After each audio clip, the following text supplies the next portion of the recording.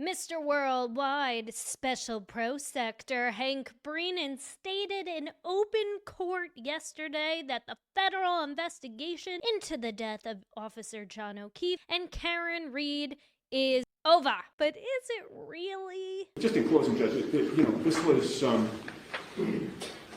not a boogeyman. The federal investigation existed. It was confirmed to have existed multiple times as late as January 30th. And it's right there in black and white. Hello, hello, hello, and welcome back, roommates, to Alexa's Room, where we are not lawyers, we are not medical professionals, and we are not law enforcement. We are just people. People who have opinions about all things going on in the Karen Reed case, including this breaking news that broke out of Dedham Court yesterday from Hanklin, Breenan. This guy has so many different names, I can't even keep track anymore. His lips to our ear holes, and from Ted Daniels' Twitter X account to our eyeballs, that yes, as 25 Investigates first reported, and for other reporters, he means Kristina Rex and friends, I don't know who the other two were, also confirmed the federal investigation of the Karen Reed case is over. Hanklin Breenan just said on the record and in open court, among many other things, that the feds gave him permission to announce that. Recently, on February 18th, when we were arguing discovery motions, Attorney Little stood up, invoked the boogeyman, a federal investigation, attached themselves to the Birchmore case, and then proceeded to list off a number of troopers' names with no real association or relevance to any discovery motion.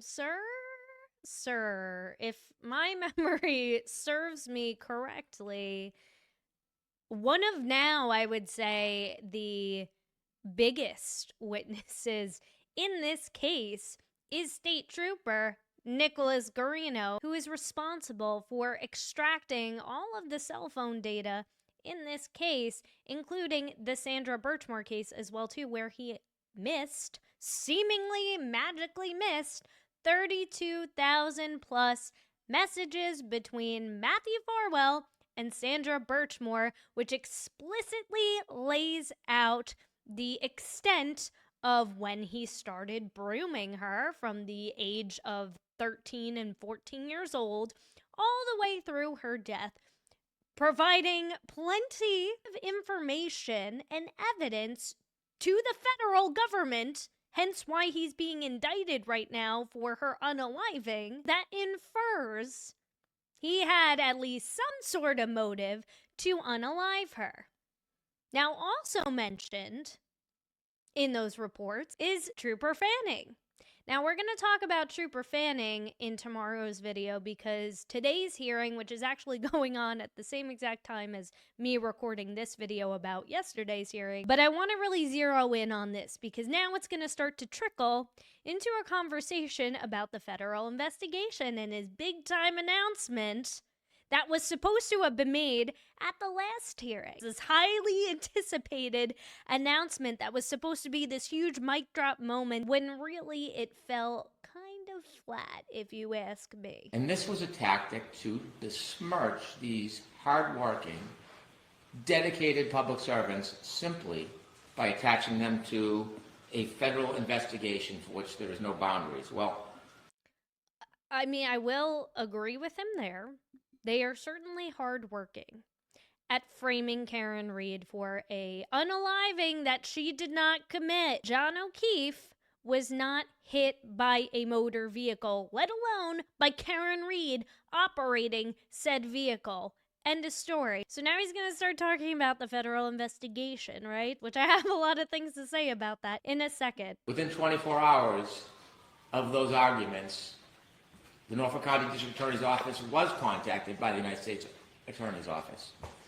And let me make crystal clear, they made clear that I could inform the court there is no longer any federal investigation into the investigation of John O'Keefe's death or any related matters. It is closed. It is over.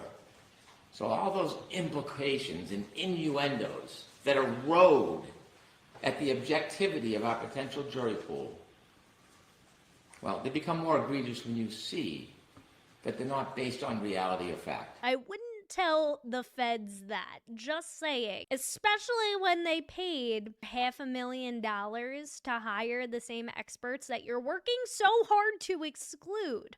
Well, if it's not based in fact or reality, then why are you trying so hard to yet again exclude these two experts from testifying in the second trial when, one, they've already testified in open court in front of a jury, streamed everywhere in a theater near you last year on court TV. And now there's going to be even more people tuning in. And I know he knows this. I know this is why he's pushing super hard to sanction everything, which is just completely ironic to me, considering the fact that this is an attorney who has based his entire brand, his entire practice around fighting against government corruption. So now Hanklin stated that 24 hours after February 18th, that February 18th hearing where Eliza Little was arguing that, hey, yeah, what's relevant in the Sandra Birchmore investigation, since it includes a lot of the same witnesses in this case,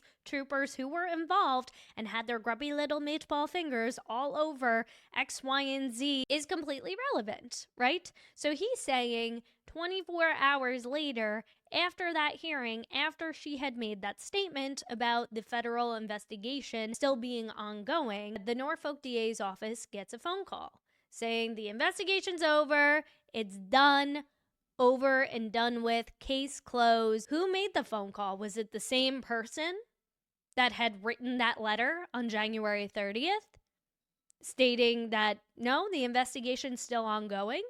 Was it somebody else? But even worse, we're going to find out when the defense found out. Because lo and behold, if you recall, this was first reported. I actually had first seen this from Kristina Rex, not from Ted Daniel, who I generally really like, and I overall do want to give him the benefit of the doubt. But this is the problem with reporters, especially mainstream reporters, and I fall into this trap too as a content creator of always trying to be the first. But this is a problem when you're first, when you're too eager to report on things that you aren't necessarily confident can be true. This was reported on February 24th that a person briefed on the situation tells me, this is what Kristina Rex says, it is expected to be announced in court tomorrow that the federal investigation into the death of Officer John O'Keefe, Karen Reed's case, has ended and that no charges will be filed. Now, if you recall from just a few minutes ago, Hanklin Breenan did not say no charges will be filed. So I don't know who exactly this source could be. This could be anybody. I have a few ideas of who it could be, and I'll let you know in a second, but notice the date, again, February 24th. This is one day before last week's hearing. Keep that in mind. We have received 3 separate productions. One before trial, which was missing the precise time Ms. Reed's Lexus was brought into the Canton Sallyport garage. Another production in the middle of trial, which included an inverted video showing only the left portion of Ms. Reed's taillight, not the condition of the right rear taillight in the Sallyport garage when it was first brought in. Then we have a third production, which was not turned over until after trial in this matter.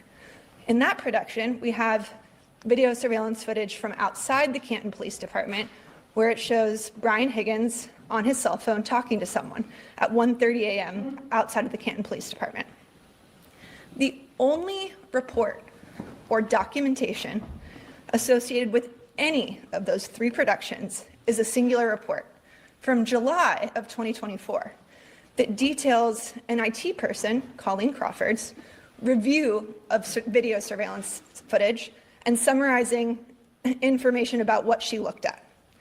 We have no chain of custody logs, no evidence logs, no reports regarding the download of that information. We don't know who the custodian of records is with regards to those 3 productions, or how this information magically appeared in the Massachusetts State Police and Norfolk County DA's possession. We are entitled to that. We're simply asking for what we have in all the other video surveillance footage, evidence logs, a copy of when that was booked into evidence. The Commonwealth cannot skirt their discovery obligations by simply failing to memorialize evidence that doesn't help them. So does the Commonwealth have an obligation to create a document if that's not already in existence? That information is in their possession. It's Brady, right? We have Canton police officers who handled this footage. We have Massachusetts state police officers who handled this footage. They know that they downloaded the information. You cannot skirt your Brady obligations by failing to memorialize things in reports. We are asking for basic reports from the witnesses who recovered this evidence. They can't avoid cross-examination on evidence that they're admitting at trial by failing to disclose who obtained it and when. And I can understand why they might not want to do that. There's an ongoing federal investigation. No one seems to want to take ownership of these videos. Boom. That's what he was referring to. Just going back to the federal investigation, wanted to give you context for those of you who were just kind of diving in. So that was on the 18th, right? That was Eliza Little on the 18th. I thought she did a fabulous job, by the way. So now I want to, again, fast forward back to yesterday's hearing so we can understand a little bit of the timeline and chain of events, because timeline is everything. And it doesn't seem like things have improved for the Commonwealth in terms of zeroing in on any sort of timeline. What, if anything?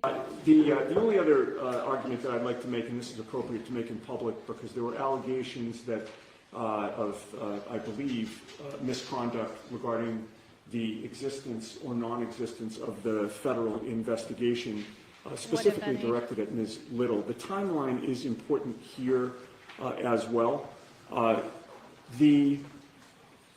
Mr. Brennan himself was provided and sent a letter on January 30th of 2025.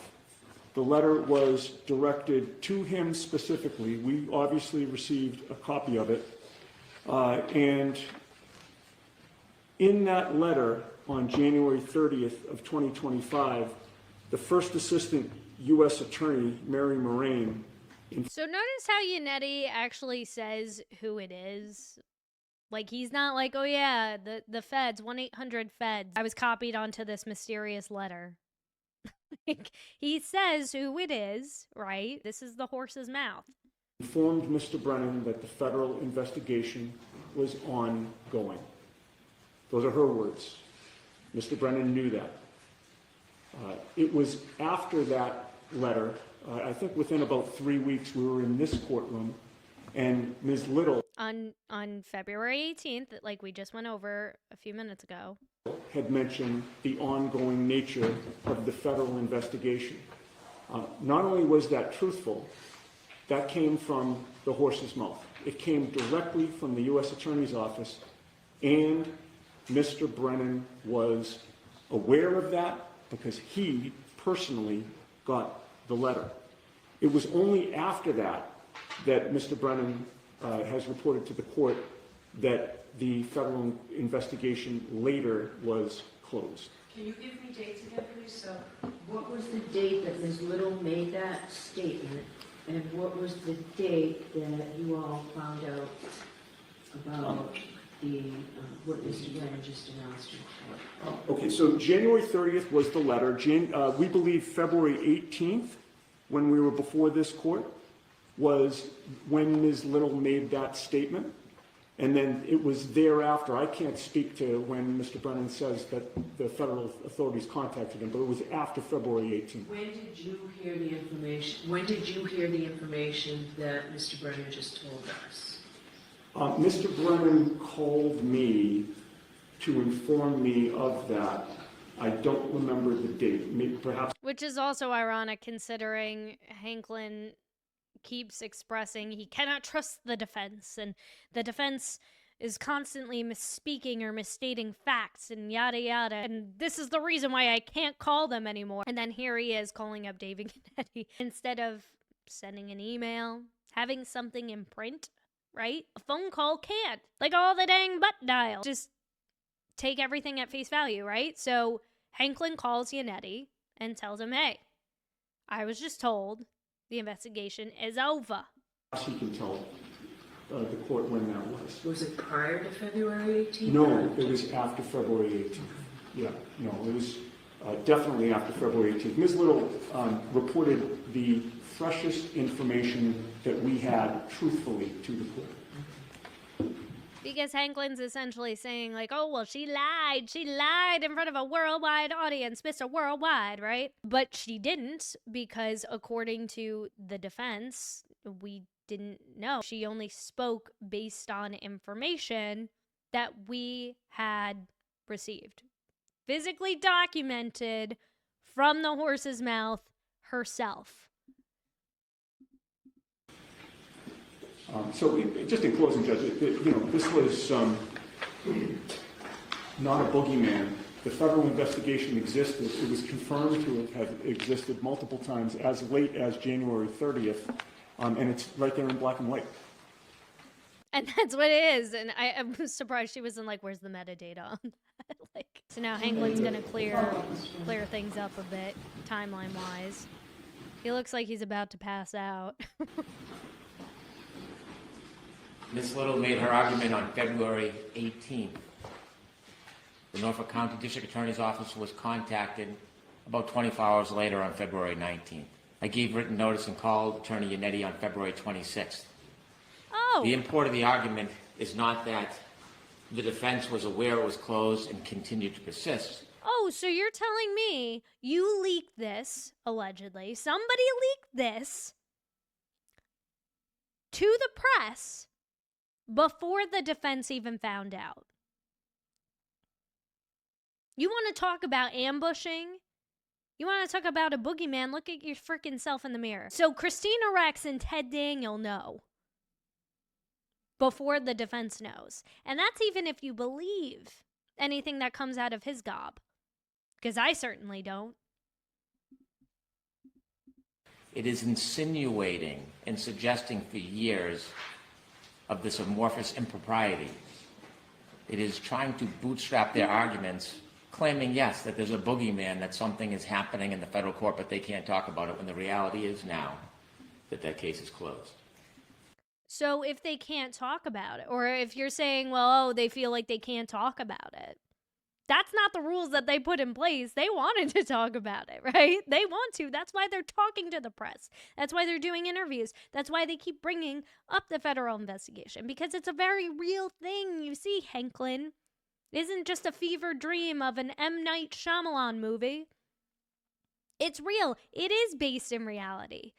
The defense didn't ask the feds to investigate the unaliving of a Boston police officer.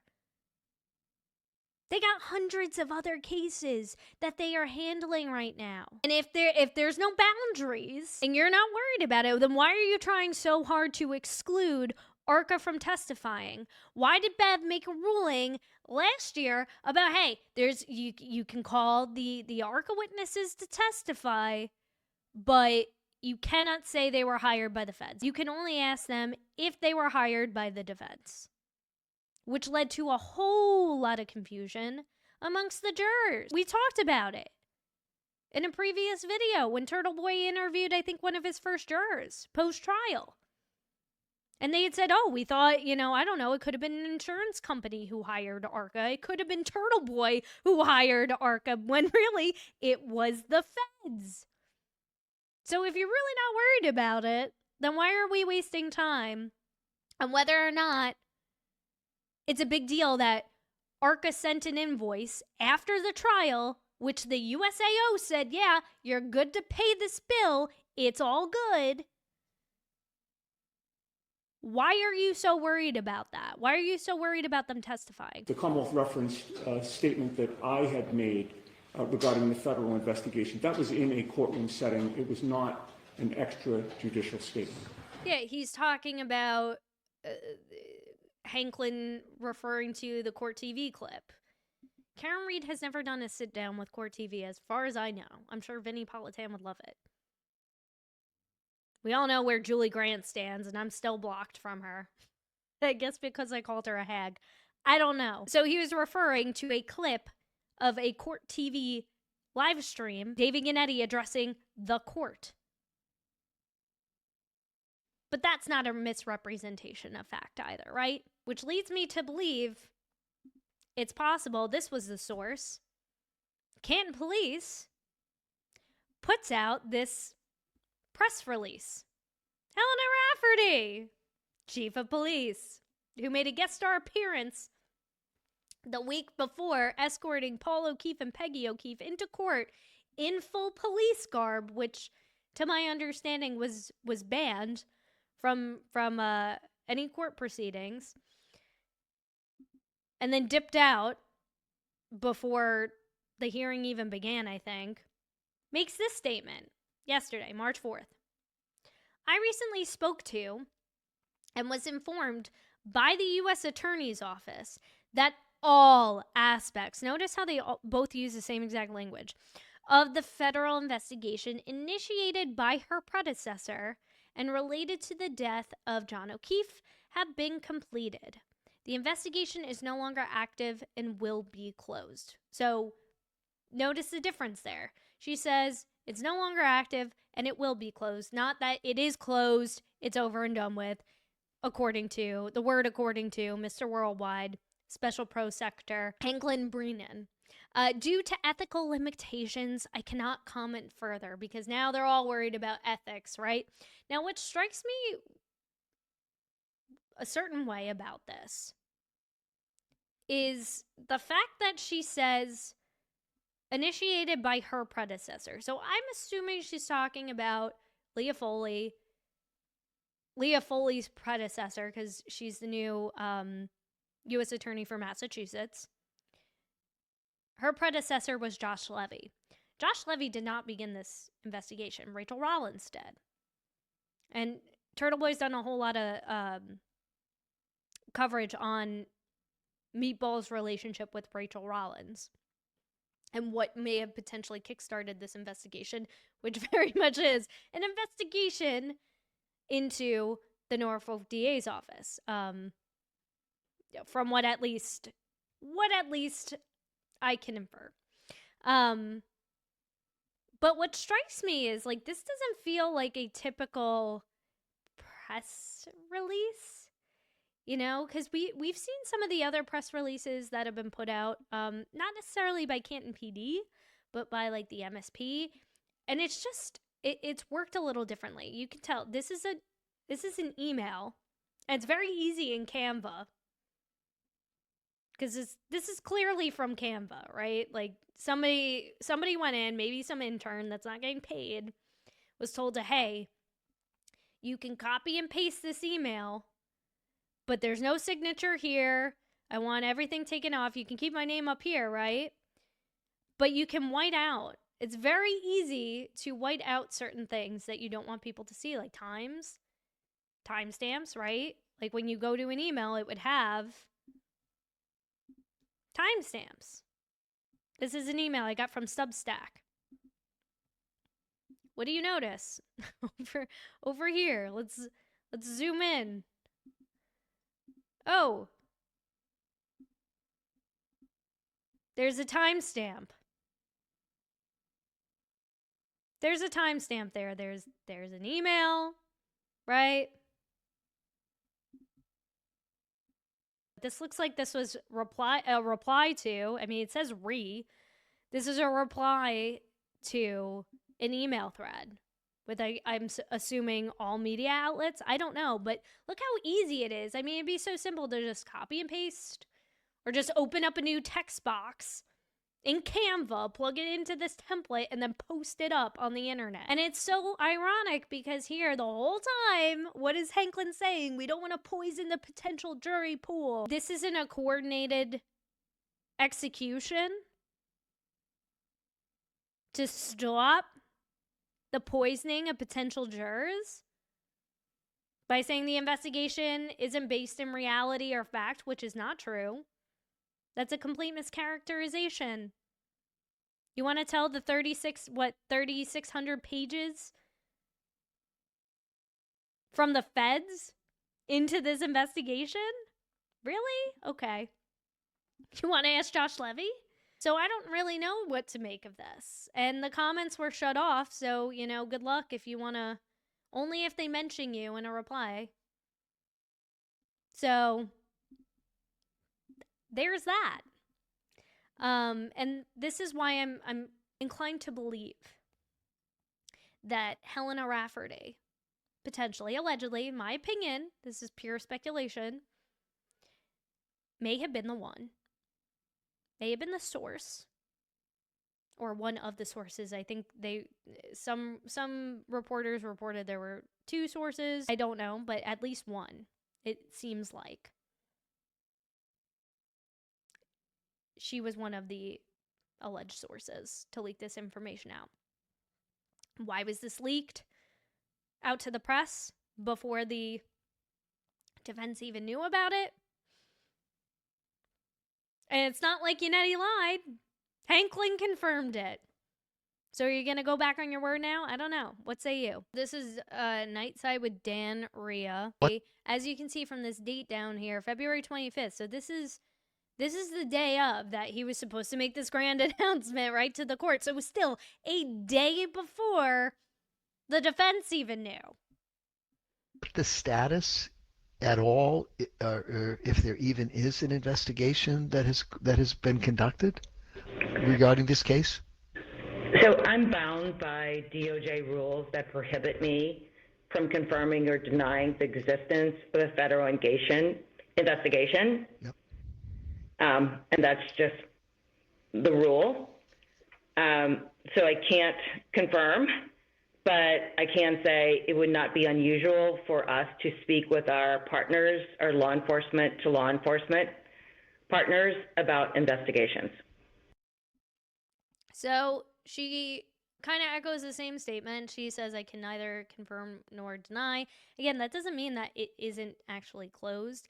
It just, for me, feels like until I see it in black and white, right, written right before me, and Hanklin can produce some kind of physical anything. I don't know. And again, Karen Reed seems to believe the same. So this was posted after yesterday's hearing. This is David Bianic from WCVB. Karen, can you confirm the federal investigation is over? We received a letter on January 30th from the first assistant U.S. attorney and said it was ongoing.